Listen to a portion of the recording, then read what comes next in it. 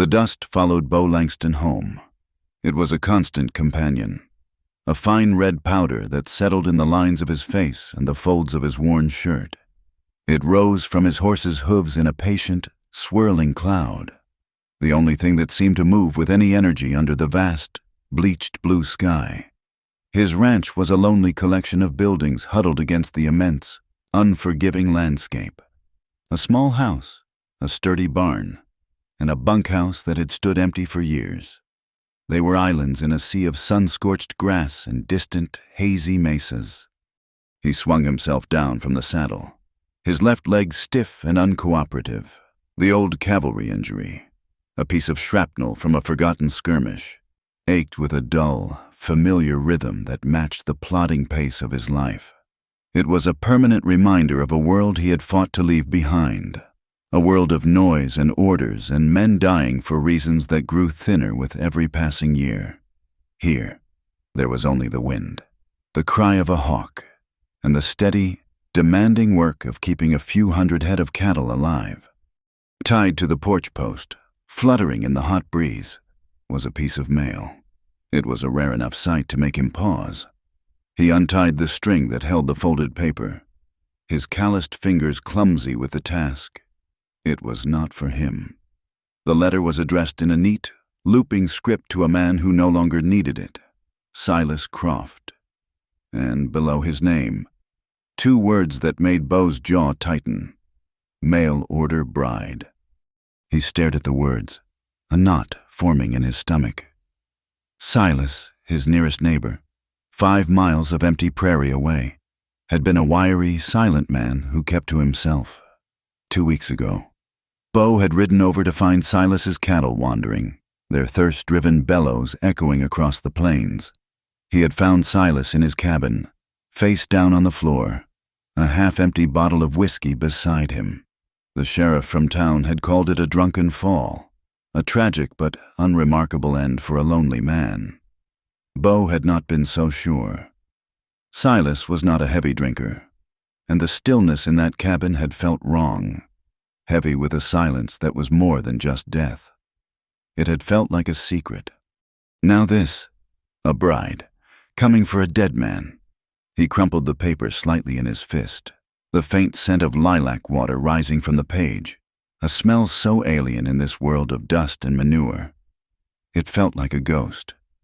He did not know what to do. The stage from the east was due in 2 days. A woman would arrive, full of hope or desperation, and step into a void. His first instinct, the one that had kept him alive out here, was to burn the letter and forget he ever saw it. It was not his concern. Silas Croft was in the ground, and his troubles should have been buried with him. But the image of a woman stepping off that stage, alone and expectant, stuck in his mind like a burr under a saddle blanket. He shoved the letter into his pocket, the delicate paper a strange weight against his thigh, and turned to his chores. The silence of the ranch suddenly feeling less like peace and more like a gathering storm. In the town of Redemption, 20 miles away, Clara Easton was learning the true cost of dignity. The schoolhouse, her small kingdom of chalk dust and neatly printed lessons, had become a courtroom, and she was the one on trial. The air was thick with the cloying sweetness of late summer dust and the sour scent of judgment. It had started simply: Thomas Blackwood, the judge's son, had cornered her behind the mercantile, his breath smelling of whiskey and entitlement. He was a man accustomed to taking what he wanted, his position protecting him like a suit of armor. His words had been soft, but his meaning was as coarse as burlap. He spoke of her loneliness, of her status as a Union officer's widow, a position that earned her a quiet, simmering resentment in this former border town. He suggested he could ease that loneliness, that he could make her life easier. Clara had refused him. Her voice had not wavered, though her heart had hammered against her ribs like a trapped bird.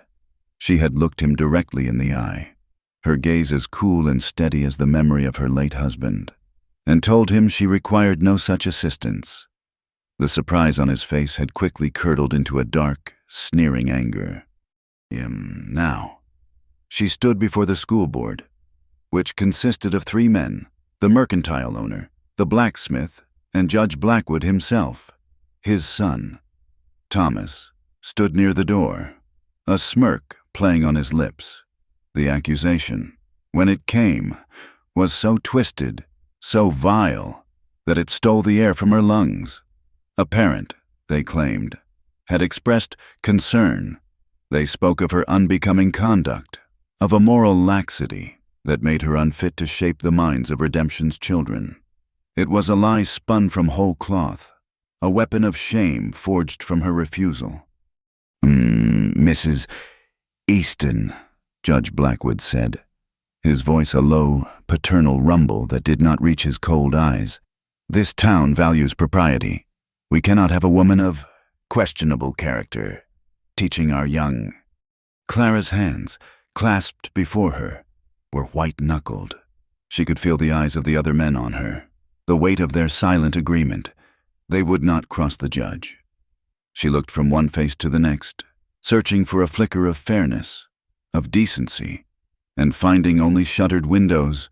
Her reputation, the only currency she possessed, was being stripped from her, piece by piece. "This is a falsehood," she said, her voice trembling only slightly. "It is a retaliation because I would not submit to your son's improper advances."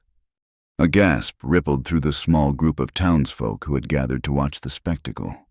Thomas Blackwood's smirk faltered, but the judge merely steepled his fingers, his expression unchanging. "Desperate accusations. Madam, it is a pity to see a woman fall so far. Your position is terminated, effective immediately. I suggest you gather your belongings and be gone from this town by sundown. For your own good, of course." The finality of it was a physical blow. Humiliation burned in her cheeks, hot and bitter. She had lost her husband to a war that had torn the country apart, and now she was losing her life to a lie in a town that had promised a new beginning. She turned, her back straight, her head held high, and walked out of the schoolhouse. She did not run. She did not weep, but with every step, the whispers of the crowd felt like stones thrown at her back. Sundown. The word was a death sentence. The sun was a merciless hammer, beating down on the parched earth. Clara had pushed her horse, a gentle mare named Patience. Too hard, she knew it, but a frantic urgency propelled her onward, away from the pointing fingers and condemning glares of redemption. She had no destination, only a desperate need to put that town behind her. Then, Patience stumbled. The mare's legs buckled, and she went down with a heavy, groaning sigh, her sides heaving. Heat shimmered off the ground in dizzying waves. Clara slid from the saddle just before the horse collapsed completely, landing hard in the dust. Panic, cold and sharp, pierced through her haze of shame. She knelt beside the mare, stroking her sweat-soaked neck, murmuring useless words of comfort. The horse's eyes were glassy, her breathing shallow. Clara was alone, utterly, terrifyingly alone. There was no water, no shade beyond the sliver of shadow cast by her own body. The silence of the plains pressed in, vast and indifferent. For the first time since leaving the schoolhouse, the carefully constructed walls of her composure crumbled. A dry, ragged sob escaped her throat. She pressed her forehead against the mare's warm hide and finally allowed herself to weep. She did not know how long she knelt there before the sound of an approaching rider broke the stillness. She looked up, shielding her eyes against the glare, and saw a man on a dusty buckskin horse. He was tall and broad-shouldered, but he moved with a slight, uneven gait as he dismounted. He stopped a respectful distance away, his face shadowed by the brim of a stained hat. It was Bo Langston. She recognized him from his infrequent trips to town. He was a reclusive figure, a man people spoke of in low tones, if they spoke of him at all, the rancher with the limp. "Horse is heat-struck," he said. His voice was rough, like stones grinding together. It was not a question. "Yes," Clara managed to say, her voice thick with unshed tears. I do not know what to do." He walked over, his limp more pronounced in the soft dirt. He knelt by the mare, running a hand over her neck, checking her gums. He said nothing for a long moment, his presence a solid, unsettling reality in her private despair. He pulled a canteen from his belt and uncorked it, pouring a little water onto his hand and rubbing it on the horse's lips. She might recover if she gets water and shade. Might not, he stated, his tone flat, devoid of pity. He looked at Clara, his eyes a startlingly clear gray in his sun-weathered face. He took in her dusty, respectable dress, the tear tracks on her cheeks, the raw desperation in her eyes. "Town run you out?" The directness of the question surprised her. There was no judgment in it, only a simple, brutal observation. She could only nod, the shame of it rising in her throat again. He grunted, a sound that could have meant anything. He stood, his gaze sweeping over the empty horizon. "My ranch is a mile north. Got a well and a bunkhouse. You can stay there till the horse is on her feet or she ain't." The offer was as stark and unadorned as the landscape around them. It was not an act of chivalry. It was a practical solution to a problem that had landed in his path. He was offering shelter, not comfort, for Clara, who had just lost everything. It was a lifeline. "Thank you," she whispered, the words feeling small and inadequate. He gave a curt nod, already turning away. "Let's see if we can get this animal up." The stagecoach arrived 2 days later, kicking up a plume of red dust that announced its presence long before it rattled to a stop in front of Beau's ranch. He watched it approach from the porch, his jaw tight. Clara was in the bunkhouse, a small, clean-swept cabin with a cot and a table. Her horse, against all odds, was recovering slowly in the shade of the barn. Clara had kept to herself, her quiet, dignified presence a constant, low-level hum of disruption in Beau's solitary world. He had given her food. She had tried to pay him. He had refused. She had insisted on mending his shirts. It was an uneasy truce, a silent negotiation of debt and pride. The coach door swung open, and a woman stepped out. She was not what he had expected. He had pictured someone plain, worn down by hardship, with desperation in her eyes. The woman who stood there was anything but. She was vibrant, her dark hair pulled back in a thick braid, her eyes the color of dark coffee, missing nothing. She wore a dress of deep blue that, even coated in dust, held a certain defiant flair. Her chin was lifted, her posture straight and proud. She held a single, scuffed valise. She surveyed the ranch, her gaze lingering on the house, then on Beau, a slow, searching look that held no fear. "I am looking for Mr. Silas Croft," she said. Her voice was musical, with a soft, rolling accent that was a world away from the flat tones of the West. "They told me in town this was the turnoff. I am Maribel Garcia." Beau's throat went dry. He had rehearsed no words for this. He had simply hoped the problem would somehow solve itself. He stepped off the porch, his limp feeling more pronounced under her steady gaze. "Ma'am," he began, the word feeling foreign on his tongue.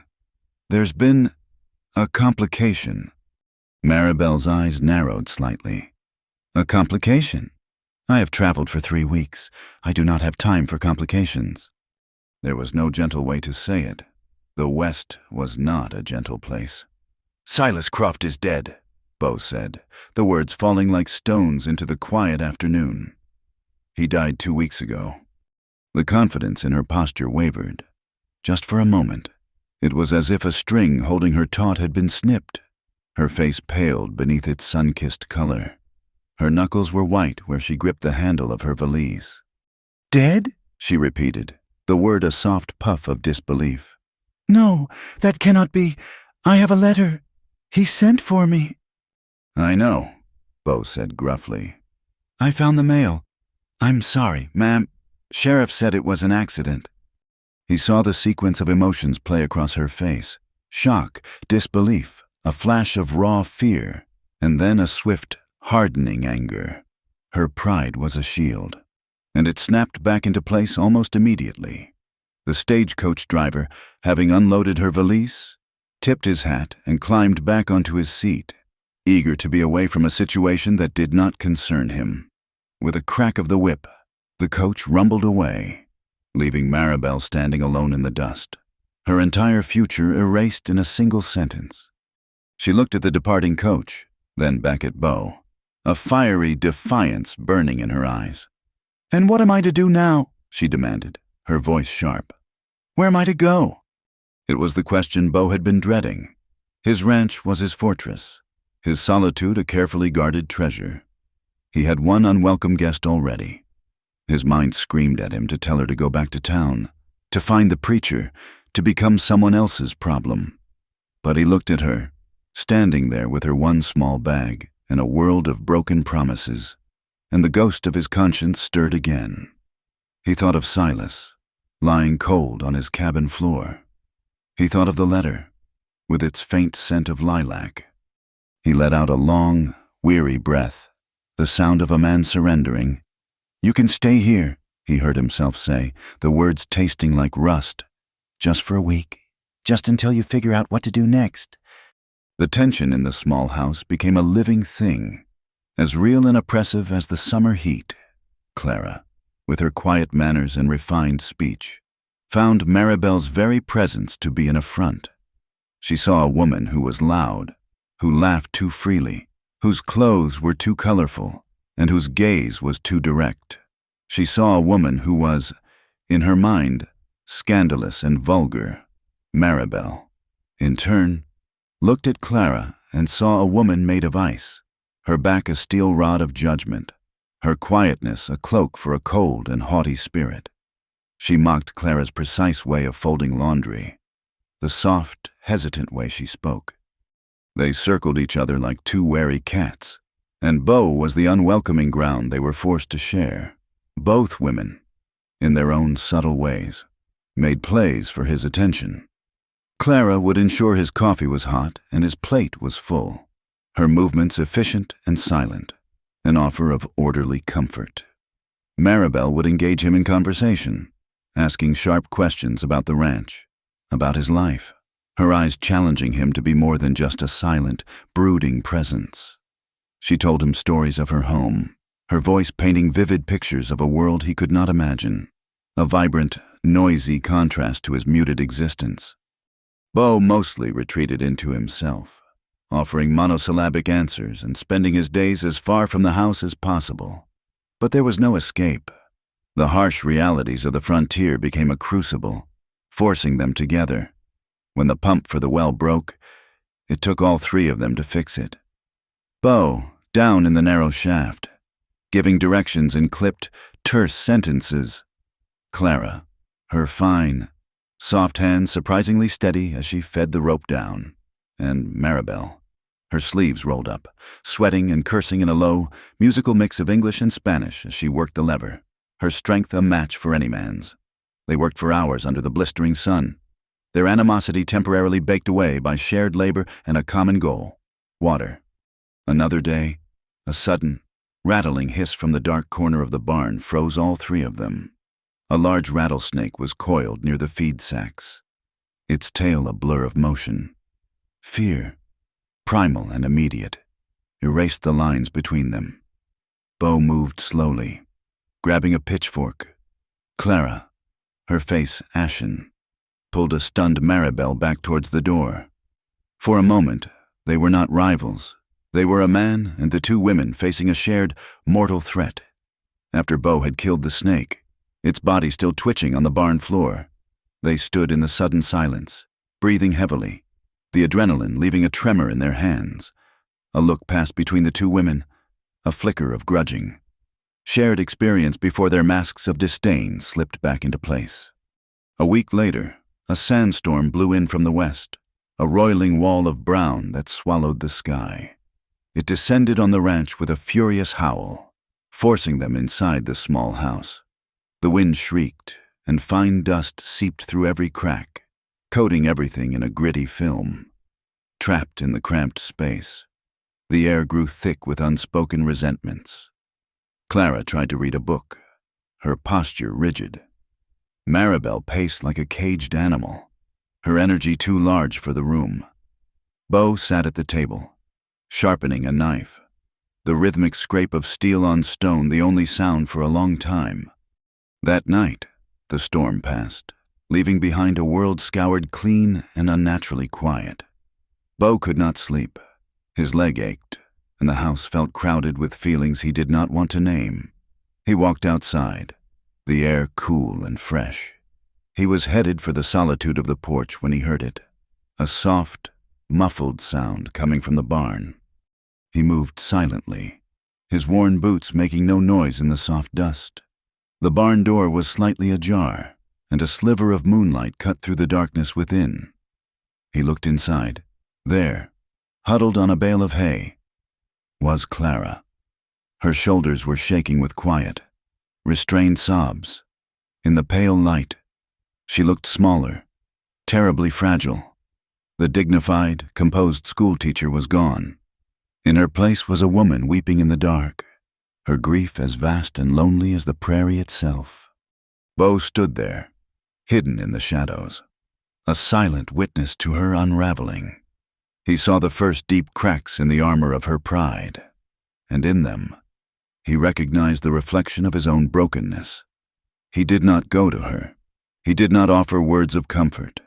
He simply watched for a long moment, a strange, tight feeling in his chest, before turning and walking back to the house. The image of her silent tears burned into his mind. The quiet on the ranch was over.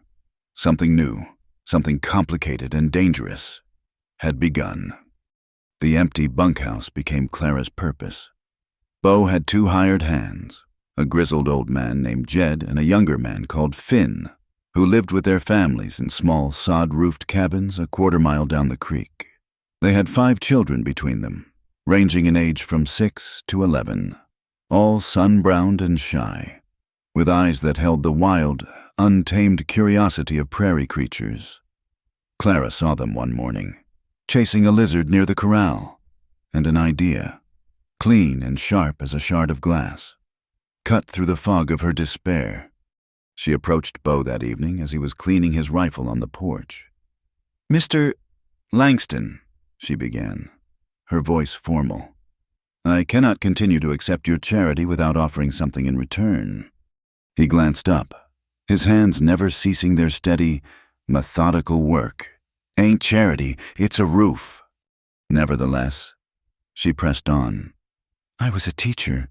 Your men have children. They have no school. If I could use the bunkhouse, I could provide them with lessons. Reading, arithmetic." Bo stopped his work and looked at her. Really looked at her. For the first time in days.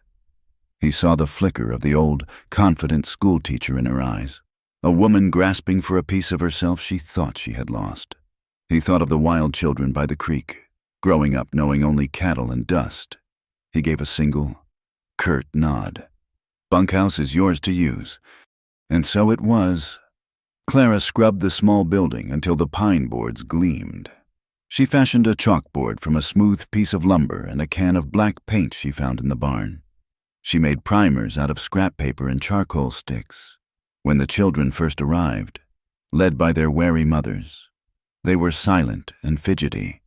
But Clara's voice, which had commanded the attention of a classroom in Redemption, had lost none of its gentle authority. She drew them out, her patience a deep, cool well. Soon, the sound of hesitant reading and the scratch of charcoal on wood filled the small cabin, a pocket of order and learning in the vast, wild landscape.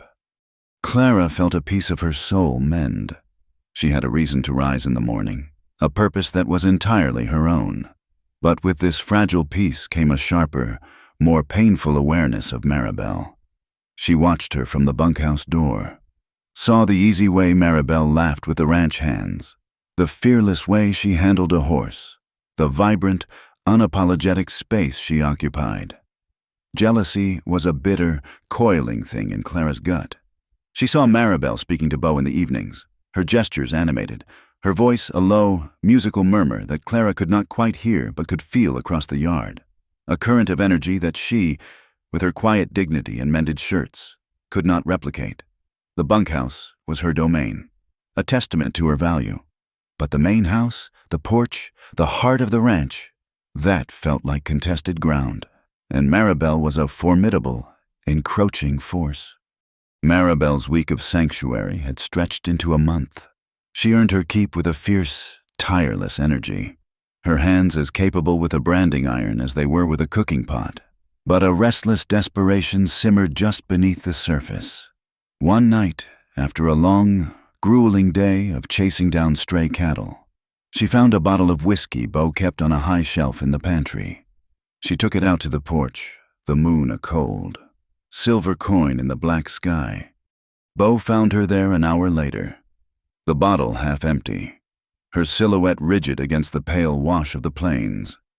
He came to stand by the railing, not speaking, his presence a silent question. "Your whiskey is terrible," she said, her voice rough. She did not look at him. "Ain't for sipping," he replied, his gaze on the horizon. A harsh, bitter laugh escaped her. "Neither was I." She took another long swallow from the bottle, wincing as it went down. "Do you know why I came here, rancher, to this place of dust and silence?" Bo remained quiet, letting her speak. "My uncle," she said, the words sharp and clipped. "He owed a man a great deal of money, a debt from cards. He is not a good man, my uncle, and the man he owed, he was worse. Silas Croft's letter was a solution, a mail-order bride, a business transaction. I was the currency used to settle the account." She finally turned to look at him, her dark eyes glittering with a mixture of alcohol and unshed tears. "I read his letters. They were kind. He wrote of a new life. He wrote of wanting a partner. I am not a fool. I did not expect a grand passion, but I allowed myself to hope for something. Respect. A home that was my own. Maybe, in time, even affection. I hoped for love. Bo, not just survival." The confession hung in the air between them, raw and exposed. Bo had seen her as a creature of fire and pride, all sharp edges and defiance. He had never considered the hope she might have carried, the terrible weight of the vulnerability she hid so well. It shifted his understanding of her, revealing the fragile heart beneath the armor. He saw not a vulgar woman, but a desperate one who had been sold and then discarded by a cruel twist of fate. He reached out, his gesture slow and uncertain, and took the whiskey bottle from her hand. "That's enough for tonight," he said, his voice softer than she had ever heard it. He did not offer empty platitudes or words of pity. He simply stood with her in the darkness, a silent acknowledgement of her pain. And for Maribel, that was more than anyone had given her in a very long time. Clara, meanwhile, was discovering the physical cost of ranch life. She had volunteered to help Jed's wife, Martha, with her large vegetable garden, determined to contribute in every way she could. The work was punishing. The sun beat down. The soil was hard and rocky, and her hands, accustomed to holding books and chalk, were soon raw and blistered. Her shoes, made for walking on town boardwalks, were no match for the rough terrain. By the end of the week, every step was a small agony. She was limping back to the bunkhouse one evening, trying to hide the pain, when Bo intercepted her. "Sit," he commanded, gesturing to the porch steps.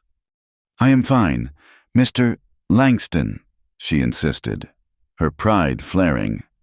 He ignored her protest, disappearing into the house and returning with a small basin of warm water, a jar of salve, and clean strips of linen. He knelt before her, his movements economical and sure. "Take off your shoes." The order was so direct, so intimate, that it left her no room to argue. Mortified, but also strangely helpless, she complied. She watched as he gently lifted one of her feet and placed it in the warm water. Her feet were a mess of broken blisters and raw, red skin. A wave of shame washed over her. He said nothing, his expression unreadable as he carefully cleaned the dirt away. His hands, though calloused and rough, were surprisingly gentle. He dried her foot with a soft cloth and began to apply the cool, soothing salve. His touch was firm and impersonal, yet it sent a tremor through her. It had been so long since a man had touched her with any kind of tenderness. She felt the rigid control she maintained over herself begin to dissolve. As he wrapped her foot in clean linen, she leaned forward, a small, involuntary movement, her forehead coming to rest for a single, fleeting moment against his shoulder. She felt him stiffen. The warmth of his body, the scent of leather and dust, filled her senses. It was a moment of pure, unthinking surrender. Then, just as quickly, it was over. He pulled back, his face a shuttered mask. He finished bandaging her other foot in silence, the space between them now charged with a new, unspoken tension.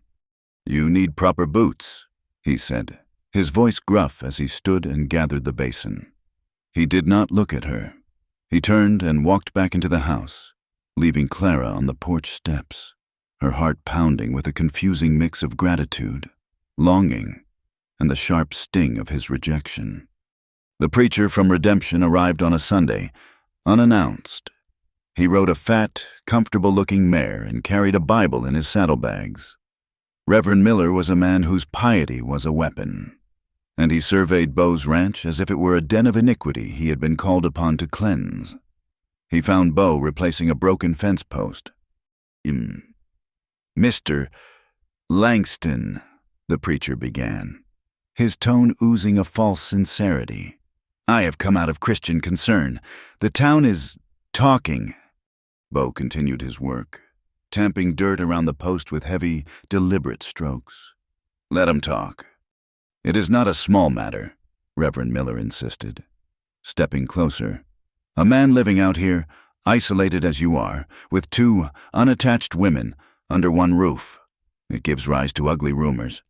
It sets a poor example." From the window of the house, Maribel watched, her eyes narrowed. From the doorway of the bunkhouse, Clara listened, her hands clutching a book. They could not hear the words, but they could see the preacher's sanctimonious posture, the hard line of Beau's back. "They are under my protection," Beau said, his voice a low growl. "That's all anyone needs to know." "Protection?" The preacher scoffed softly. "Son, you are endangering their immortal souls, as well as your own. People are saying you keep a harem, that you live in sin." He lowered his voice, adopting a conspiratorial tone. "I am prepared to help. The church has a home for fallen women. We can place them, see that they are cared for, properly. It would put an end to the scandal." Beau stopped his work and turned to face the preacher. His gray eyes were as cold and hard as granite. He was not a tall man, but at that moment, he seemed to tower over the portly reverend. "This is my land, preacher, and those women are my business. Now get off my property before I forget it's the Lord's Day." The threat was unspoken, but unmistakable. Reverend Miller's face flushed a mottled red. He stammered, clutching his Bible like a shield. "You will regret this, Langston. The Lord is not mocked." He turned, mounted his horse with clumsy haste, and rode away, a departing storm of righteous indignation. Beau watched him go, then slowly turned back to his work. But the silence he left behind was profound. In the house, Maribel felt a chill that had nothing to do with the temperature. In the bunkhouse, Clara sank onto her cot, the book falling from her numb fingers. They had both, in that moment, heard Beau's quiet defiance. He had drawn a line in the sand, placing himself between them and a condemning world. But they also understood, with terrifying clarity, how precarious their position was. They were not guests. They were a scandal, a problem, and Beau Langston was their only solitary shield. The sky had been a threatening shade of bruised purple all day. The storm broke just after dusk, a furious assault of wind and rain. It was no ordinary squall. It was a physical violence, the wind screaming like a banshee, the rain coming down in solid, blinding sheets. A loud crack, like the report of a cannon, ripped through the roar of the storm. "The barn!" Bo yelled, grabbing a lantern and pulling on his slicker. A section of the roof over the stables had given way under the force of the wind. He ran out into the maelstrom, Clara and Maribel watching with wide eyes from the doorway. Inside the damaged barn, it was chaos. The horses were panicked, their eyes wide with terror. A heavy roof beam had splintered, and a young colt was trapped beneath a section of it, its leg bent at an unnatural angle. Bo worked frantically, trying to lever the heavy wood. The colt, wild with pain and fear, thrashed and kicked.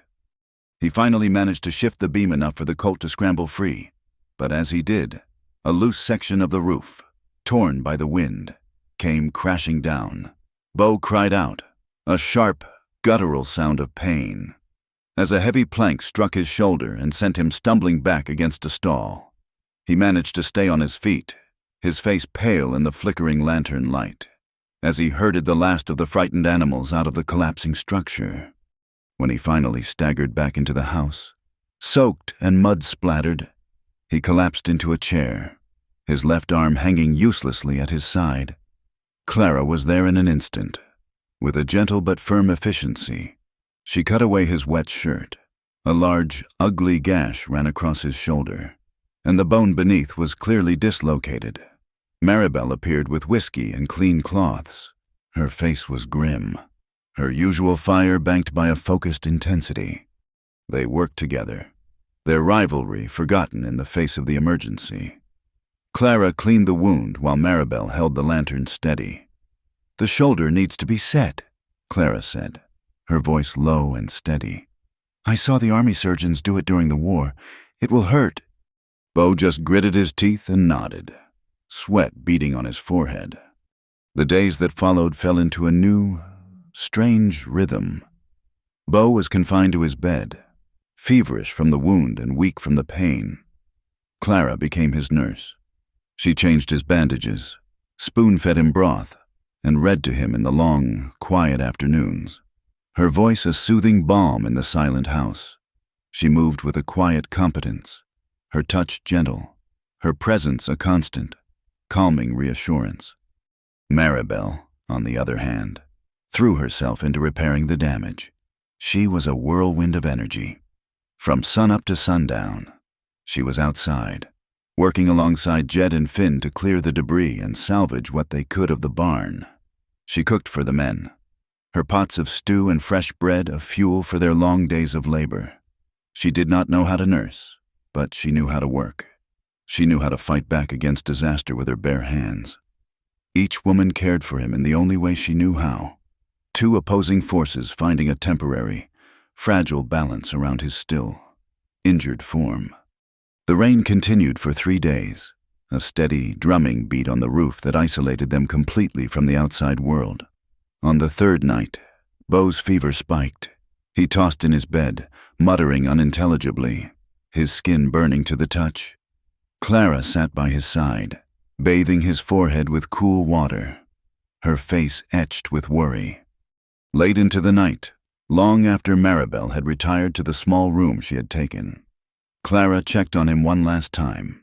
The house was utterly silent except for the rain and Bo's ragged breathing.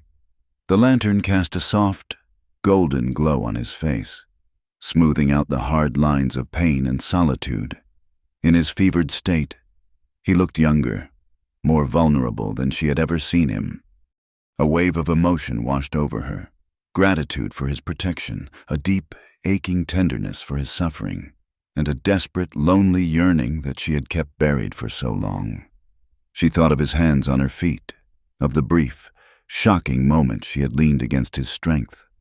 She leaned down, intending only to smooth his hair back from his forehead, but she stopped, her hand hovering just above his skin. His eyes flickered open, hazy with fever. He looked at her, but she was not sure he truly saw her. In that moment, in the deep, rainy quiet of the night, all her fear and propriety fell away. She was just a woman, starved for a connection, and he was the man who had, against all odds, become the center of her world. Slowly, she lowered her head and pressed her lips to his. His lips were hot and dry from the fever. The kiss was soft, hesitant, a question asked in the dark. To her surprise, he did not pull away. A low sound escaped his throat, and he shifted, his good hand coming up to rest on the back of her neck. He was not a passive recipient. He kissed her back, a slow, fever-drenched response that was full of a deep, unspoken hunger that matched her own. It was a kiss of weakness and desire, of shared loneliness and the desperate need for comfort in the heart of a storm. When she finally pulled away, her breath catching in her throat, his eyes had closed again, and he had slipped back into the depths of the fever. She stood for a moment, her fingers pressed to her own lips, her world tilting on its axis, before she turned and fled back to the living room, leaving a single, forgotten white petticoat on the floor by his bed. The next morning, the rain had stopped. A watery sun was trying to break through the clouds. Maribel rose early, intent on making a hearty breakfast. She went to Beau's room to collect his empty water glass, pushing the door open quietly. And then she saw it. Lying in a pool of pale morning light on the floor was Clara's petticoat. It was an unmistakably intimate garment, a piece of a woman's hidden self left behind in a man's room. Maribel stared at it, and a cold, vicious rage, sharp and clean as a knife, sliced through her. Every moment of shared hardship, every flicker of grudging respect, every dangerous seed of hope that had taken root in her heart, withered and died in that instant. It was a betrayal so profound it stole the air from her lungs. She turned without a word and stalked outside. The yard was a mess of mud and puddles from the storm.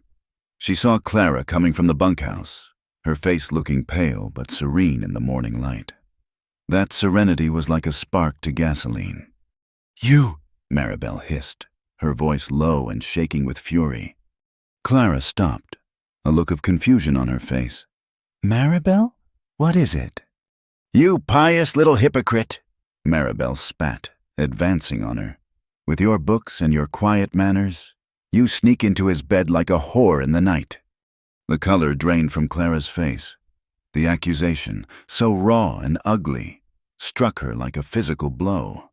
"I do not know what you are talking about." "Liar!" Maribel shoved her, a hard, sudden push that sent Clara stumbling back into the mud. Clara cried out, more in shock than pain, and fell to one knee. The sight of the dignified, pristine Clara Easton, kneeling in the muck, seemed to fuel Maribel's rage. She lunged again. Clara, reacting on pure instinct, scrambled up and pushed back.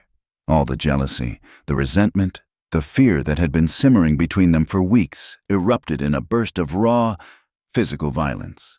They grappled in the mud, slapping, scratching, their hair coming undone, their clothes becoming streaked with dirt. It was not a graceful fight. It was a desperate, ugly clawing for purchase in a world that had betrayed them both. The noise brought Beau to the door of the house, his arm in a sling, his face drawn and pale. "Stop it!" he roared, his voice weak but sharp with command. "Both of you, stop it now!" He stumbled down the porch steps and pulled them apart, his strength barely enough to hold back the furious Maribel.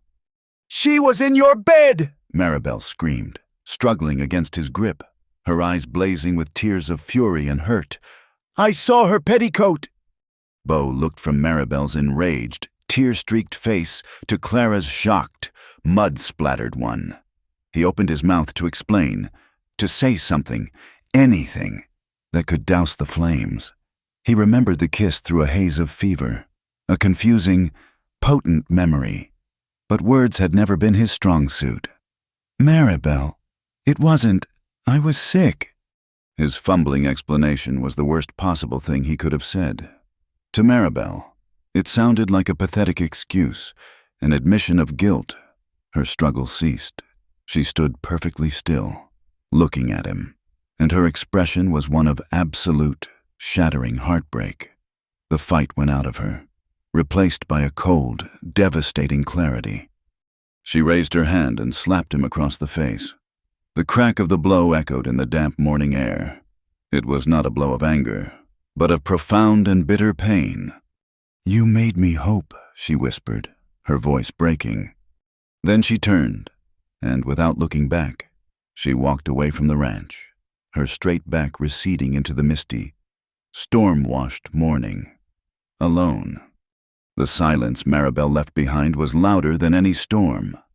It filled the small house, settled in the corners, and sat between Beau and Clara at the dinner table, an unwelcome third guest, in the yard. The tracks from their fight remained etched in the drying mud, a raw scar on the land. Clara felt a strange and hollow victory. The ranch was quiet, orderly. Her rival was gone. But with that victory came a guilt that tasted like ash in her mouth. She had driven Maribel away, not with righteousness, but with a moment of weakness that had been twisted into a weapon. Worse than the guilt was the way Beau slipped away from her. He was physically present, his shoulder healing, his strength slowly returning, but emotionally, he was a ghost. He moved through his days with a grim, distracted air, his gaze constantly drifting to the dusty track that led away from the ranch.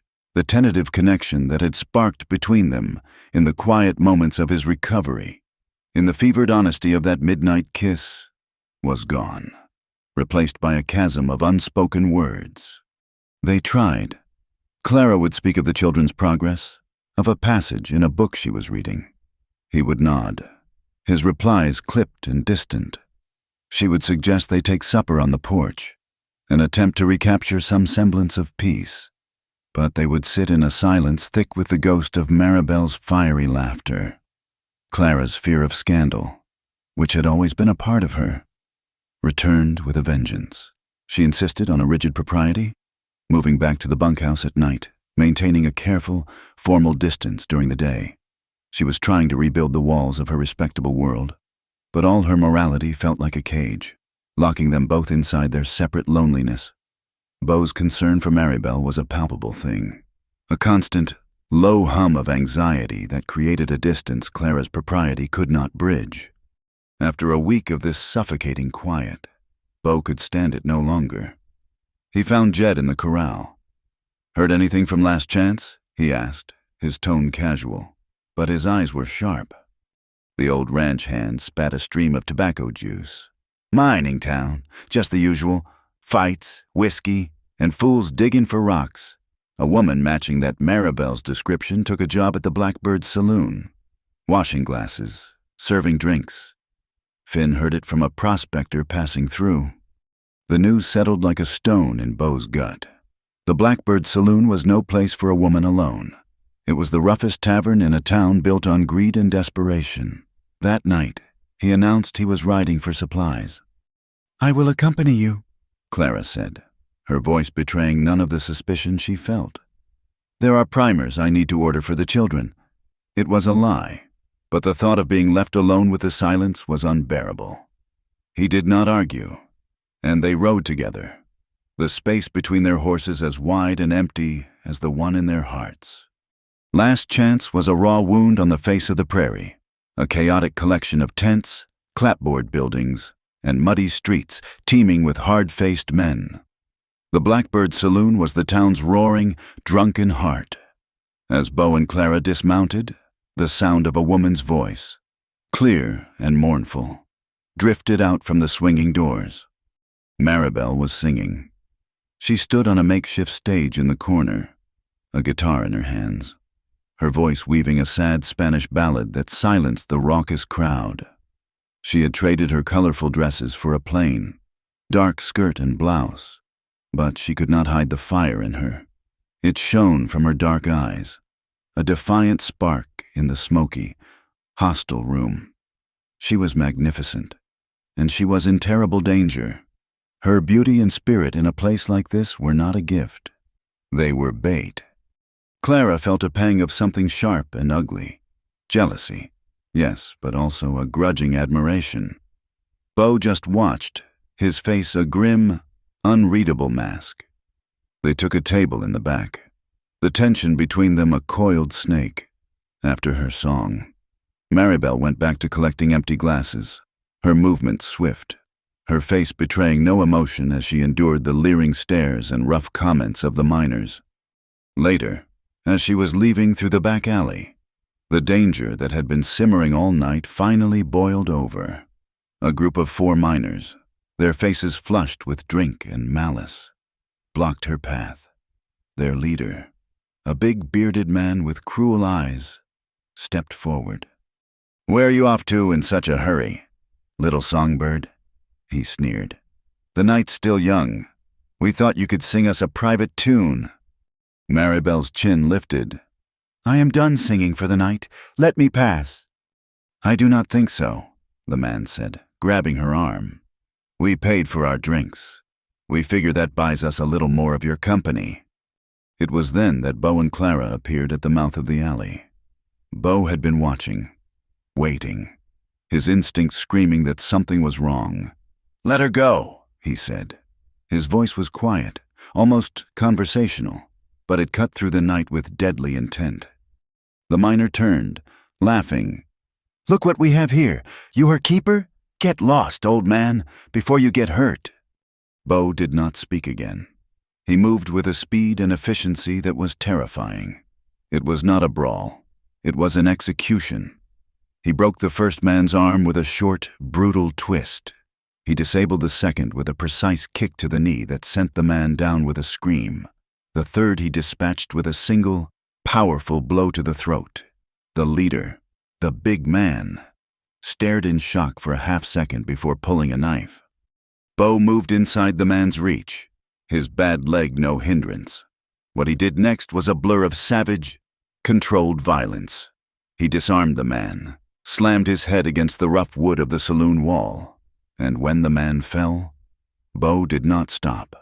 He began to beat him, his fists rising and falling with a grim, methodical rhythm. It was the violence of a man who had seen war, a man who knew precisely how to unmake another human being. Clara watched, her hand flying to her mouth, a silent scream trapped in her throat. This was not the quiet, reclusive rancher she knew. This was a killer. The raw, brutal efficiency of it horrified her to her very soul. But Maribel watched, and she was not horrified. She was electrified. She saw a man whose quietness was not weakness, but a tightly controlled strength. She saw a man who could meet the ugliness of the world with an even greater ferocity. She saw the primal, protective violence that a part of her, the part that had been sold and abandoned, had always craved. It was Jed who had followed Beau into town, who finally pulled him off the man. The miner was a broken, bloody heap on the ground, barely breathing. "Beau, that's enough! You will kill him!" Beau stood, his chest heaving, his knuckles raw and bleeding. He looked down at the man, his eyes dark and empty, and then he looked at Maribel. She met his gaze, her own eyes wide, not with fear, but with a raw, shuddering understanding. They did not go back to the ranch that night. Beau took Maribel to a small, abandoned prospector's shack on the edge of town. Clara, her mind reeling, was left with Jed to see to the horses and the wagon. Inside the shack, the air was thick with the scent of adrenaline, dust, and ozone from the recent explosion of violence. There were no words. There was no need for them. Beau reached for Maribel, and she came to him without hesitation. They crashed together, a collision of fear, relief, and weeks of simmering, unspoken tension. Their lovemaking was not tender. It was primal, angry, desperate. It was a claiming. His hands were rough on her skin, his mouth hungry, and she met his ferocity with her own, her nails digging into the hard muscle of his back. It was a battle, a surrender, a desperate affirmation of life in the face of death. It was the stark, raw opposite of the gentle, fevered kiss he had shared with Clara. Afterward, they lay on a dusty cot, the moonlight striping the floor. The adrenaline had faded, leaving behind a raw, aching vulnerability. Maribel began to cry, silent tears that tracked paths through the dust on her cheeks. "You will still go back to her, won't you?" she whispered into the darkness. The question was not an accusation. It was a statement of fact, a heartbreaking acknowledgement of her own precarious place in his life. He was a man of property, a man of some standing. Clara was a lady, and she was a saloon girl who had been saved from an alley. Beau had no answer for her. He just held her tighter, the silence in the shack as profound as the one she had left behind at the ranch. The next morning, Clara was packing her few belongings in the bunkhouse when she saw them ride in. Beau was on his horse, and Maribel was seated behind him, her arms wrapped around his waist. Their faces were grim, exhausted, but they were together, an inseparable unit forged in the violence of the night before. Clara did not need them to say a word. The image was a confession, a judgment, and a verdict all in one. She looked at the life she had started to build, the small school, the respect of the children, the fragile hope for a quiet future, and saw it turn to dust. She calmly finished packing her small satchel. She wrote a short, neat note for the children, leaving it on the chalkboard. That evening, without a word to anyone, she took her horse, Patience, and left the ranch. She did not go far. She found a desolate, collapsing line shack near the river, a place long abandoned by Beau's predecessors. It was little more than a pile of rotting logs with a leaky roof, but its desolation matched her own. She built a small fire and sat, wrapped in a blanket, watching the dark water flow by, feeling nothing but a vast, hollow emptiness. She was not surprised when Beau found her there hours later. The moonlight made him a tall, dark silhouette on his horse. He dismounted and came to stand by her small fire. For a long time, he said nothing. He just looked at her, his face a mess of exhaustion and regret. Finally, it was Clara who broke the silence, her voice devoid of its usual composure, raw with a pain she could no longer hide. "You have a cruel talent for breaking a woman's heart. Mr. Langston," she said, not looking at him. "You broke mine twice. First, when you pulled me close, made me feel safe, and then pushed me away as if my touch was a disease. And you broke it again this morning. When you rode in with her, you chose a moment of reckless passion over weeks of quiet trust." She finally looked up at him, her eyes shining with unshed tears. "Was I just a convenience, a nursemaid, a respectable placeholder until she decided to come back?" Beau's face was etched with a pain that mirrored her own. He had no words. His vocabulary of the heart was too small, too stunted to explain the warring factions inside him, so he did the only thing he could. He knelt in front of her. He said nothing. He simply reached out and cupped her face in his hands, his thumbs gently wiping away the tears that now fell freely. He leaned in and kissed her. It was not the fevered kiss from the sick room, nor was it the desperate, claiming kiss he had shared with Maribel. This was slow, infinitely gentle, a kiss that tasted of apology, of sorrow, and of a deep, unspoken affection that stunned her into silence. He led her into the dark, dilapidated shack. Their lovemaking was as different from his night with Maribel as the sun is from the moon. It was slow, careful, a quiet exploration. It was an act of profound and sorrowful intimacy, a desperate attempt to communicate without words, to heal a wound even as it was being inflicted. Afterward, she wept silently in his arms, her body shaking with the release of all the pain, the loneliness, and the shattered hope. He just held her, stroking her hair, a silent, guilty guardian in the ruins of her heart. The next day, he rode back to the main house. Maribel was on the porch, waiting. She had seen him ride out, had known where he was going. She watched him dismount, her expression guarded, braced for the blow she knew was coming. He walked up the steps and faced her, his eyes full of a terrible, honest agony. "I was with her," he said. "It was not a confession. It was a fact." Maribel just nodded, her throat tight. He took a deep breath, the words coming out as if they were being torn from his soul. "I love her," he said, his voice raw. "And I love you." He looked out at the harsh, uncompromising land that was his home, his prison. "But I do not know how to live in a world that lets me have both." Maribel's face, which had been a mask of vulnerability, hardened into a shield of pride. She would not be a part of some impossible, heartbreaking equation. She would not live in the spaces between. She looked him square in the eye. Her own pain of fire she banked and turned into strength. "Then make one," she said, her voice clear and steady. It was not a request. It was an ultimatum. The news of the fight in Last Chance traveled faster than a prairie fire. It came back to redemption on the lips of a freight driver, a story that grew more lurid with each retelling. Bo Langston, the quiet rancher, had nearly killed a man with his bare hands over a saloon girl. The story confirmed every dark suspicion the town had ever harbored about him and the two women living under his roof. It was a scandal that had finally boiled over into violence, and the law could no longer turn a blind eye. A week after their return from the mining town, Sheriff Brody rode out to the ranch. He was a practical man, not given to moralizing, but he was a servant of the county's laws and, more importantly, of its powerful citizens.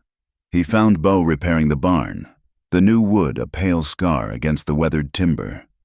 Clara was in the bunkhouse with the children, the sound of their recitation a faint, orderly murmur. Maribel was on the porch, mending a saddle blanket, her hands moving with a fierce, deliberate energy. The three of them existed in a state of armed truce, a triangle of unresolved tension and unspoken words. "Bo," the sheriff said, dismounting, "we have a problem." Bo stopped his work, his face impassive. "I imagine we do." "The man you fought, Caleb Thorne.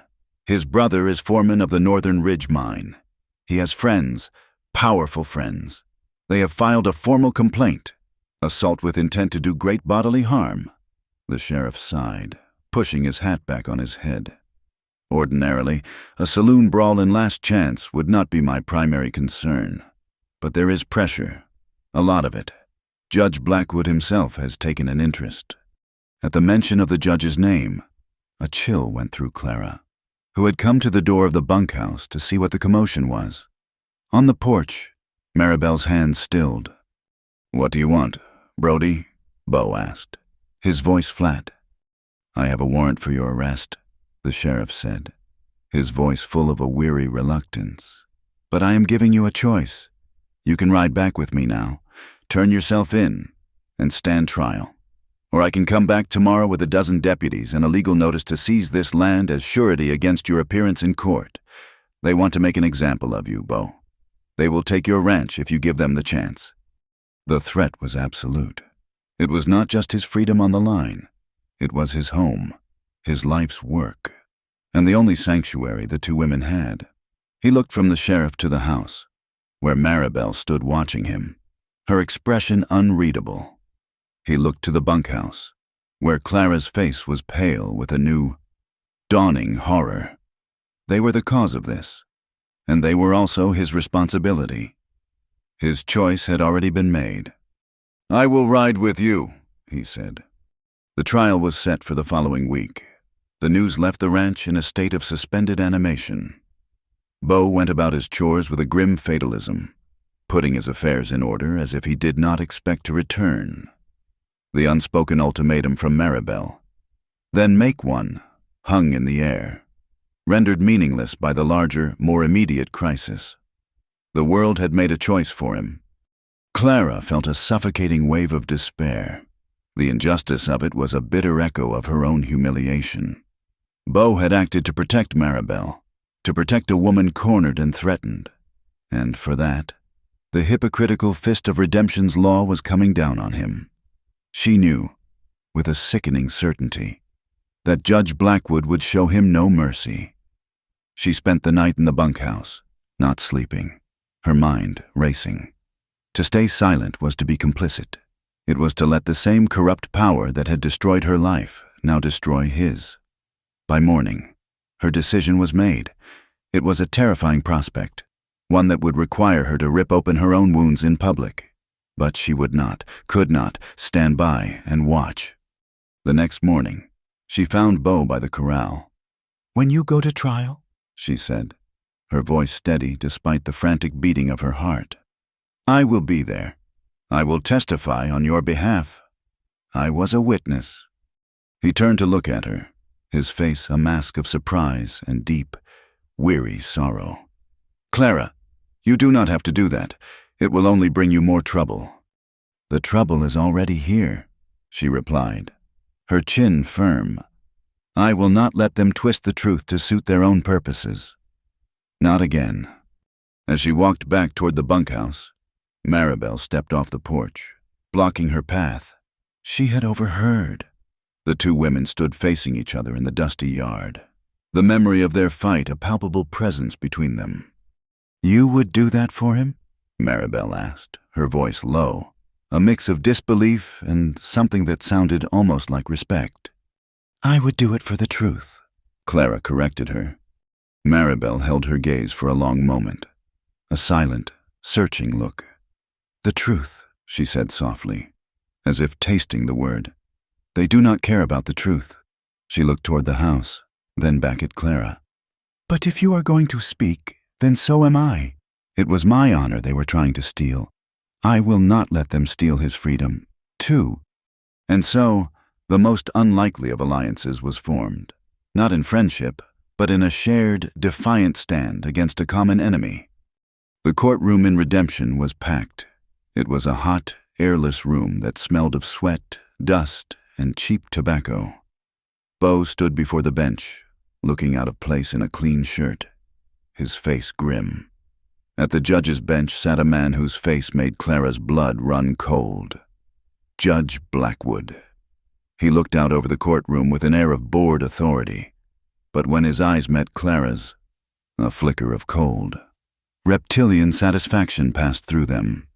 It was a silent threat, a reminder of his power and her vulnerability. The prosecutor, a thin, ambitious man, painted a simple, ugly picture. Bo Langston, a man of known violent tendencies, had brutally assaulted Caleb Thorne in a drunken rage. He brought forth witnesses, the other miners from the alley, who told a rehearsed story of an unprovoked attack. They painted Maribel as a loose woman who had encouraged their advances, a temptress whose honor was not worth defending. When it was time for the defense, Bo's court-appointed lawyer, a young, nervous man, called his first witness, Clara Easton. A murmur went through the crowd as Clara made her way to the stand. She was the shamed schoolteacher, the woman run out of town. Her presence was a scandal in itself. She smoothed her plain gray dress and sat, her hands folded in her lap, her back ramrod straight. She looked directly at Judge Blackwood, her heart hammering but her resolve like iron. She recounted the events in the alley calmly and clearly, her teacher's voice carrying to every corner of the room. She described the men cornering Maribel, their threatening words, their aggressive actions. "And you expect this court to believe," the prosecutor sneered on cross-examination, "that you, a respectable woman, would be consorting with the likes of her in a place like the Blackbird Saloon?" "I expect the court to believe the truth," Clara said, her voice ringing with a sudden power. "But perhaps truth is a foreign concept in this town." She turned her gaze from the prosecutor to the judge. "A town's justice is only as good as the men who dispense it. When a man in a position of power can use lies to ruin a woman's reputation, simply because she refused his son's unwanted advances, then there is no justice here. There is only hypocrisy." A collective gasp went through the courtroom. Thomas Blackwood, the judge's son, who was sitting in the front row, turned a deep, blotchy red. Judge Blackwood's face became a thunderous mask of fury. He banged his gavel. "That is enough. Mrs. Easton, you will stick to the facts of this case, or I will have you held in contempt." "Those are the facts, Your Honor," Clara said, her voice shaking but unwavering. The fact is that the men in this town believe a woman's honor is theirs for the taking. The fact is that when a woman says no, she is punished, shamed, and cast out. What happened to Miss Garcia in that alley is a violent extension of what happened to me in your schoolhouse. And Mr. Langston is on trial today not because he committed a crime, but because he had the decency to intervene. The courtroom fell into a stunned, absolute hush. Clara had done more than defend Beau. She had put the entire town on trial. She returned to her seat, her body trembling, but her spirit soaring. The next witness was Maribel. She walked to the stand not with shame, but with a proud, defiant grace. She wore the same simple dress she had worn in the saloon, a quiet statement that she had nothing to hide. She did not look like a victim. She looked like a survivor. She told her story in a clear, steady voice. She did not embellish or appeal for pity. She described the men's words, the grab of their hands, the look in their eyes. She described the certainty she felt, the cold, terrifying knowledge of what they intended to do to her. "Miss Garcia," the prosecutor said, his voice dripping with condescension. "You are a singer in a saloon. You serve drinks to rough men. Are you trying to tell this jury that you are not encouraging their attention?" Maribel looked not at the lawyer, but at the 12 men in the jury box. "I sing songs, I pour whiskey, I do my work," she said, her voice low and intense. "That does not give any man the right to put his hands on my body. That does not make me his property. My person is my own." And when Mr. Langston stepped in, he was not defending a saloon girl. He was defending a human being. Her words, simple and powerful, landed with the force of a physical blow. She had stripped away their labels, their prejudices, and forced them to see her not as a category, but as a woman. Her strength, her refusal to be shamed, shook the very foundations of their assumptions. When the jury filed out, the air in the courtroom was thick with a new, uncertain tension. Judge Blackwood was seething, but he had lost control of the narrative. When the jury returned less than an hour later, their foreman, a grim-faced farmer, refused to look at the judge. "On the charge of assault," he declared, his voice ringing through the silent room, "we, the jury, find the defendant, Beau Langston, not guilty." A wave of relief so profound it was dizzying washed over Clara. Beside her, Maribel let out a small, shaky breath. Beau stood motionless for a moment, as if the words were in a language he did not understand, before a slow nod of his head acknowledged the verdict. Against all odds, the truth had won. The ride back to the ranch was quiet. The victory in the courtroom had been a draining, brutal affair that left no room for celebration. They were 3 exhausted soldiers returning from a war they had not expected to win. The next afternoon, Clara found Maribel by the clothesline, hanging laundry in the warm afternoon sun. The domestic, peaceful scene was a stark contrast to the drama of the day before. For a long time, neither woman spoke. The only sounds the snap of wet sheets in the breeze and the creak of the rope. Finally, Maribel broke the silence, her back still to Clara. "I did not know you had that in you, school teacher," she said, her voice soft. "To stand up to them all like that. I thought you were afraid of your own shadow." "I was," Clara admitted, stepping forward to hand her a clothespin. "I still am, but I am more afraid of what happens when good people stay silent." She paused, the weight of her next words heavy in her throat. "Maribel, I am sorry. For my part in what happened, I misjudged you. I was unkind."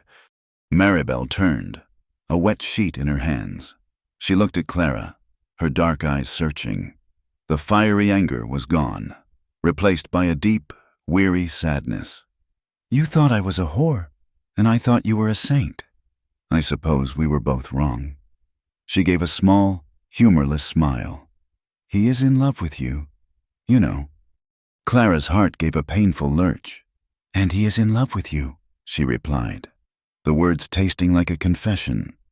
They stood there for a moment, two women bound by the love of the same man, a man neither of them could truly have. The rivalry that had defined them was gone, burned away in the crucible of the trial, leaving behind only a raw, weary honesty.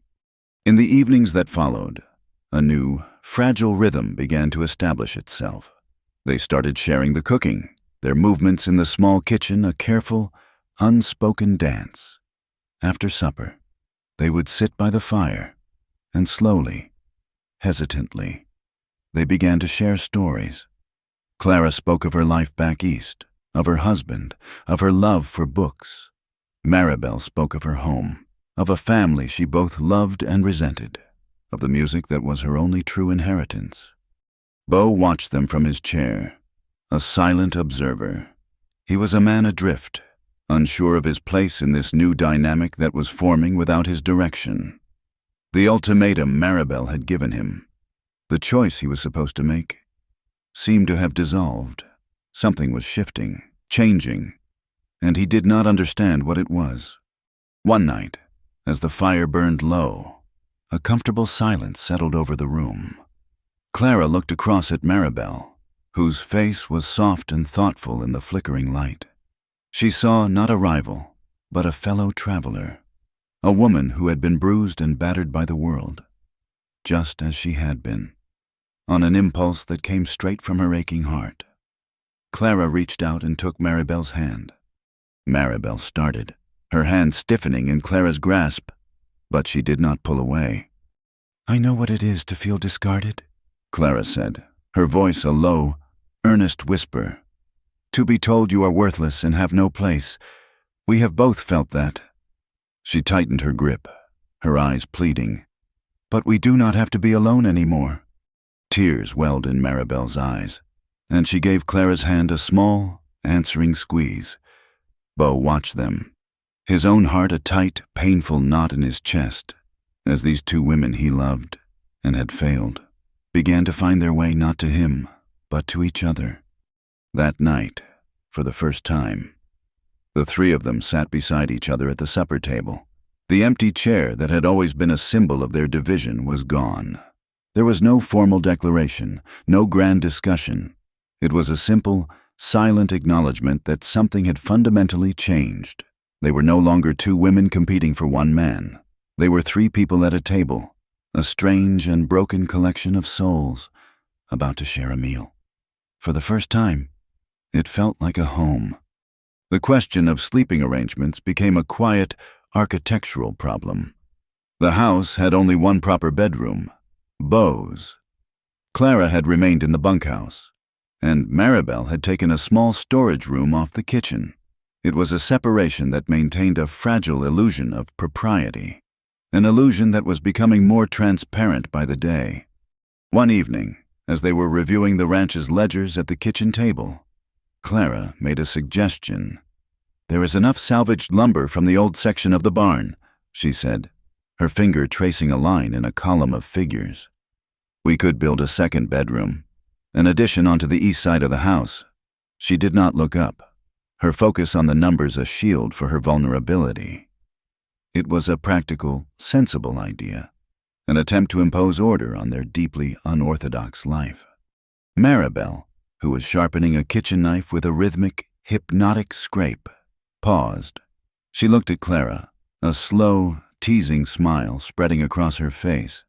"A second bedroom?" she asked, her voice a low, amused purr. "Why? He never sleeps alone." The words, so blunt and so true, hung in the air. Clara's face flushed a deep crimson. Beau, who had been listening from the doorway, said nothing. There was no defense, because there was no accusation. It was simply a statement of fact. In the weeks since the trial, the lines had blurred. Some nights, it was Clara's quiet footfalls he heard approaching his door, a soft, seeking presence in the dark. Other nights, it was Maribel who slipped into his bed, a fiery, restless comfort. It was an unspoken, unacknowledged rotation of loneliness and desire, a silent negotiation that left all three of them in a constant state of unresolved tension. Maribel's comment had not created the tension. it had simply dragged it, blinking, into the light. And so, their quiet experiment in domestic life continued, defined by these moments of awkwardness and startling emotional honesty. They began to build a fragile rhythm. In the mornings, the smell of coffee and frying bacon filled the house, a product of a shared, wordless dance between the two women in the small kitchen. Clara, with her methodical precision, and Maribel, with her intuitive, energetic flair, found a way to work around each other, their initial friction smoothing into a grudging, efficient partnership. The ranch began to thrive under their combined influence. Clara, with her sharp mind and educated hand, took over the accounts. She found ways to save money, negotiated better prices for their supplies in a neighboring town where her reputation had not preceded her, and brought a sense of order to the chaos of Beau's business dealings. Maribel, with her bottomless well of practical knowledge, became the ranch's quartermaster. She organized the stores, oversaw the mending of tack and equipment, and proved to have a keen eye for horseflesh and a better understanding of the cattle market than Beau himself. They were, in effect, running the ranch together. They began to heal Beau in the process. He had been a man living in a fortress of solitude. His old wounds, both the visible limp and the invisible scars from the war, dictating the narrow, lonely parameters of his life. Clara's steady, intelligent presence brought order to his world, while Maribel's vibrant, challenging spirit forced him out of his silent brooding. He started to talk more, sharing stories of his cavalry days, memories he had kept locked away for years. He even laughed, a rough, rusty sound that startled them all the first time they heard it. He was a man slowly being coaxed back into the land of the living. That summer, the annual county fair was held in a field outside Redemption. It was a major social event, a gathering of families from all over the territory. Beau announced that he had to go, to register his brand for the coming year and to speak to a man about a new bull. The unspoken question hung in the air. Would they go with him? To appear in Redemption, together, would be a deliberate act of defiance.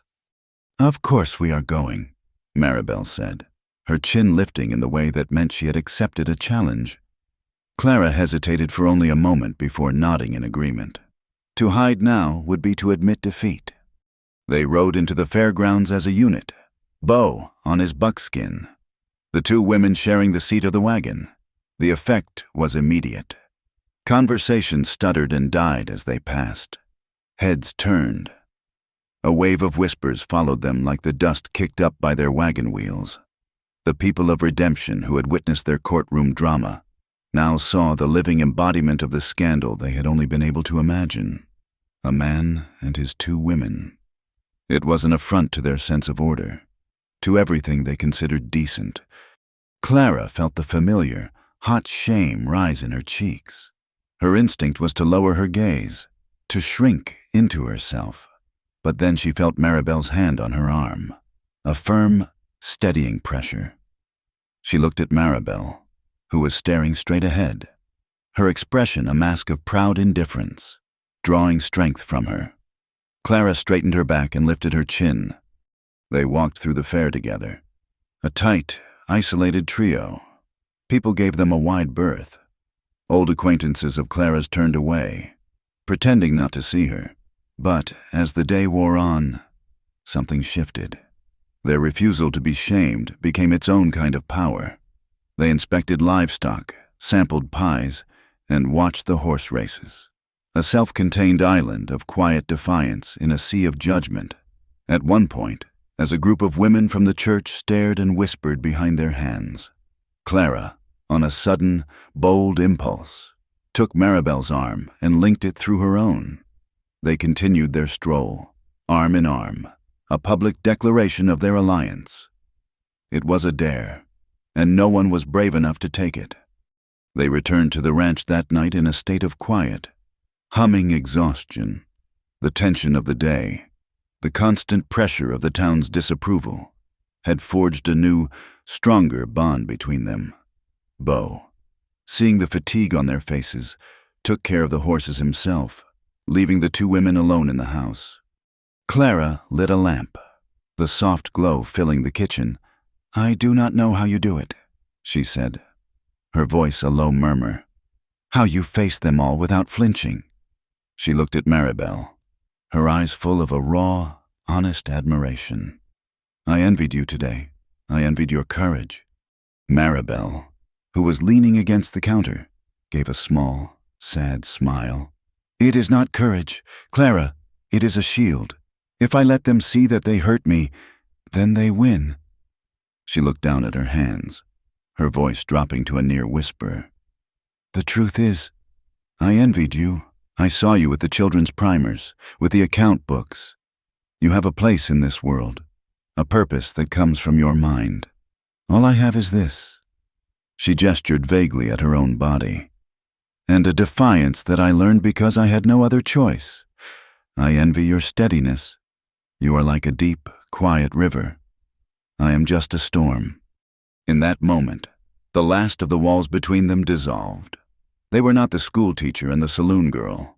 They were just two women, stripped down to their essential truths, who had found in each other the quality they most lacked in themselves.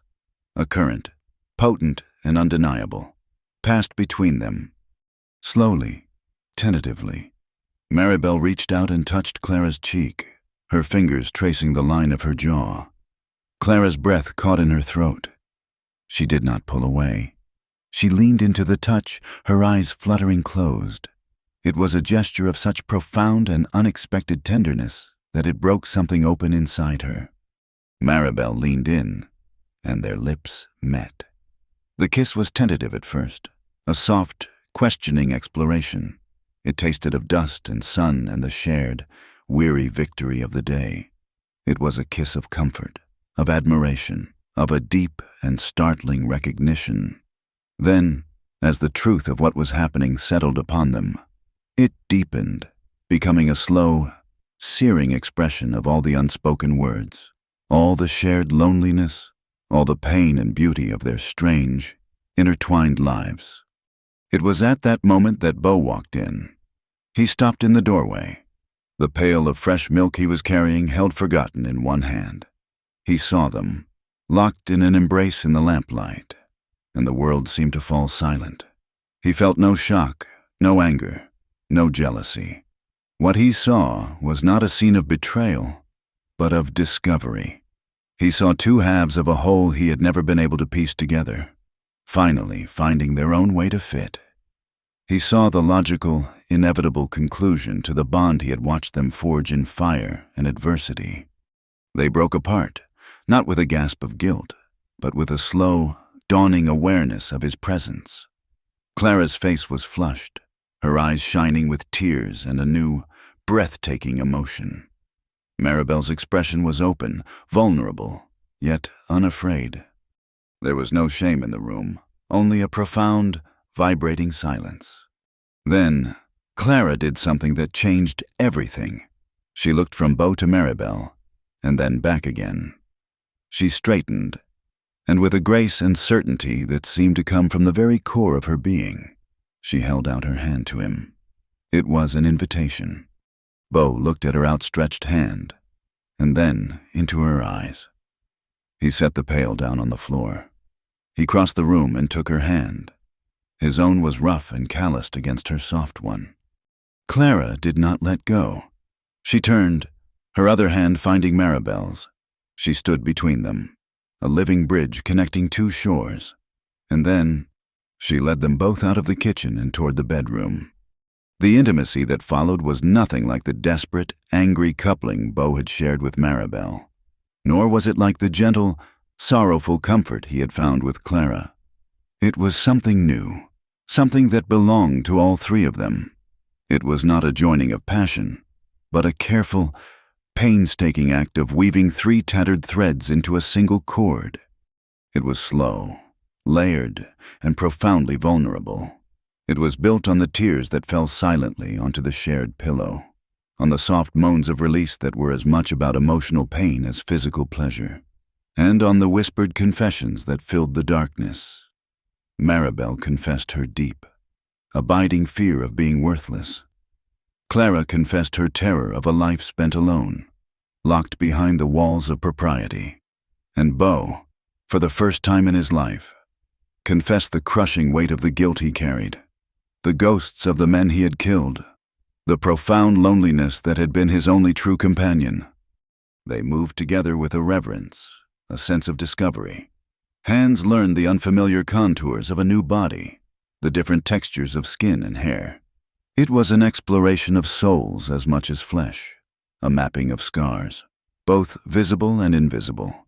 It was an act of ultimate acceptance, of choosing love over rivalry, of choosing to build a sanctuary together rather than perish from shame alone. In the deep, quiet aftermath, they lay entangled, their limbs intertwined, their breathing slowly falling into a shared rhythm. The moonlight slanted through the window, painting them in strokes of silver and shadow. Maribel was nestled against Clara, her head on Clara's shoulder, their hands still loosely clasped, and Beau lay behind them, his arms wrapped around them both, holding them, protecting them, grounding them. No one possessed anyone else. They were simply three shipwrecked souls who had found their harbor not in a person, but in each other. The months that followed were a quiet season of construction, both of the soul and of the house itself. They did not build a second bedroom. Instead, they expanded the main room, creating a larger living space where three people could exist without constantly bumping into the sharp edges of each other's presence. The house began to breathe. The rhythm they had found solidified into a life. It was a life lived in the spaces between the words, in shared glances over supper, in the easy way Clara would hand Maribel a mending needle, in the way Beau would watch them both with a look of quiet, wondering gratitude. But the land is a jealous partner, and it does not allow for long periods of peace. The summer deepened, and the sky turned from a gentle blue to a hard, unforgiving brass. The rains, which should have come in July, never arrived. The creek shriveled, and the prairie grass turned from gold to a brittle, dying brown. A drought, the great, silent enemy of the West, settled over the territory, its invisible hand squeezing the life from the land. The first sign of real trouble was the well. The water, once cool and plentiful, began to come up thin and murky. Soon, they were hauling up more mud than water. The cattle grew thin, their ribs showing like washboards, their lowing a constant, mournful complaint. Beau's face became a mask of grim anxiety, the lines around his eyes deepening with each rainless day. One morning, the bucket came up empty, not muddy, not shallow, empty. A dry, hollow scrape of wood against stone from 50 feet down. The silence that followed that sound was more terrible than any storm. They stood by the wellhead, the three of them, and looked at each other. The ranch, their fragile sanctuary, could not survive without water. "I will ride into town," Beau said, his voice rough. "See about buying water by the barrel from the town well, just enough to keep the stock alive until the weather breaks." It was a desperate, expensive plan, but it was the only one they had. He returned late that evening, his face gray with a fatigue that was not just physical. He did not have to speak. The empty wagon behind him told the story. He sat at the kitchen table, the lamp casting long shadows across his defeated face. "They turned me down," he said, his voice flat. "The town council. It was a formal meeting, led by Judge Blackwood." He looked up, his eyes meeting Clara's, then Maribel's. "They said the town's resources were for the citizens of Redemption, for families who live in a respectable manner." The meaning was clear. It was a moral blackmail. "They made me an offer," Beau continued, his voice dripping with a self-loathing that turned Clara's stomach. "They said if I wanted the town's help, I had to set things right. I had to declare my intentions properly, marry one of you, and send the other one away." The ugly proposition landed in the center of the room, a poison that tainted everything. It was the world's judgment, its final, cruel ultimatum. "Send one of you away." The words were an axe blow to the fragile, three-stranded cord that bound them together. That night, for the first time in months, they felt like three separate, desperate people. They sat on the porch, watching the heat lightning flicker on the horizon, a cruel mockery of the rain they so desperately needed. "We could leave," Bo said, his voice barely a whisper. "Sell the herd for what little it is worth. Abandon the ranch. Head west, to Oregon. Maybe start over." The thought of it was a bitter defeat. To be driven off the land not by the drought, but by the narrow, hateful minds of men. To lose this place that had, against all odds, become their home. Maribel stared out into the darkness, her arms wrapped around herself. "And what would we find there?" she asked, her voice tight. "A different town with the same people, the same judgment?" It was Clara who spoke next, her voice quiet but firm in the charged silence. She had been staring at her hands, but now she looked up, a new, determined light in her eyes. "No," she said, "we will not run." Bo and Maribel both turned to look at her. "We will not be shamed into exile," she continued, her voice gaining strength. "If this town wants to see how we live, then let us show them. Let us show them we are not hiding. We are not ashamed." She took a deep breath, her idea, so audacious and so terrifying, taking its final shape. "The harvest is poor this year, but there is still a harvest. We will host a celebration, a harvest feast, here, at the ranch, and we will invite everyone." Bo stared at her as if she had lost her mind. "Invite them here, after they just condemned us?" "Yes," Clara insisted. "We will not fight their judgment with anger. We will fight it with hospitality. We will open our home and show them that there is no sin here. There is only hard work and music and a roof that does not leak. We will show them life, and we will see who is brave enough and decent enough to accept the invitation." It was a wild, desperate gamble, a quiet rebellion armed with roasted chickens and fresh-baked bread. But in the face of ruin, it was the only weapon they had left. The preparations for the feast were an act of defiant faith. They slaughtered one of their few remaining healthy steers. Clara and Maribel worked for days, baking pies with the last of their flour and preserves, making stews and breads, turning their meager pantry into a feast worthy of a king. Jed and Finn's families, loyal to the man who gave them work and the women who taught their children, threw themselves into the effort, helping to string lanterns in the yard and build long tables from planks and barrels. On the day of the celebration, a nervous, electric energy filled the air. They did not know if anyone would come. They had sent invitations with Finn when he went for mail. Simple, handwritten notes addressed to all the outlying ranches and even to some of the merchants in town. As the sun began to dip towards the horizon, casting long, golden rays across the parched land, the three of them stood on the porch, waiting. And then they saw the dust, a single wagon, approaching slowly. It was the Hendersons, a family from a ranch 10 miles to the south. Mrs. Henderson, a woman with a kind, weathered face, carried a blueberry cobbler. She nodded to them, a little awkwardly, but without judgment. Soon, another wagon appeared, and then a rider on horseback. It was not a flood of people. The town officials, the church ladies, the self-righteous merchants, they all stayed away. But the people of the land came, the other ranchers, the families who knew the hardship of a drought, who understood the value of a neighbor. They came. The evening turned magical. The air, usually so tense, filled with the murmur of conversation and the laughter of children. Maribel brought out her guitar, and her voice, rich and soulful, drifted through the lantern-lit yard. She sang songs of love and loss, of hardship and hope, and the music wove a spell, binding the small community together. People who had only known Bo as a silent, limping recluse saw him talking with other ranchers, sharing knowledge, a respected man among his peers. They saw Clara, not as a shamed schoolteacher, but as a gracious hostess, her quiet dignity a source of calm strength. They saw Maribel, not as a scandalous saloon girl, but as a vibrant, talented woman who could fill the night with beauty. They saw a home. It was strange. It was unconventional. But it was undeniably a home, full of warmth and life. Slowly, imperceptibly, the whispers softened into conversations, and the stares softened into smiles.